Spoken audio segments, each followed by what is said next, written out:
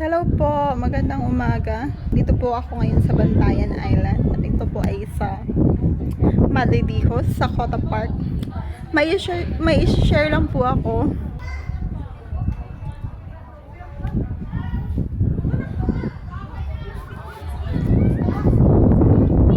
Alam niyo po ba na selfish po ang pagiging makontento sa buhay at ayaw yumaman?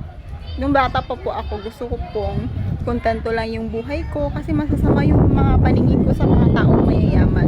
Pero po nung lumaki po ako, na-realize ko po na pag yumaman ka po at naging okay po yung pamumuhay mo, mas malaki po yung chance mo na makakatulong po tayo sa ibang tao.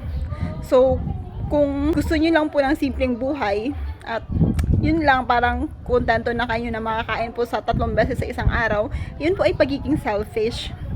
Kasi po parang yung sarili nyo lang po ang tinutulungan nyo. So, di ba selfish po yun? Mas maganda po na pag tayo ay yumaman at marami na po tayong pera ay nakakatulong po din tayo sa ibang tao. Una po, nakakapagbigay po tayo ng employment. So, yun pa lang po, nakakatulong na po tayo sa mga tao at sa ekonomiya ng bansa. Pangalawa po yung pagdodonate sa charity.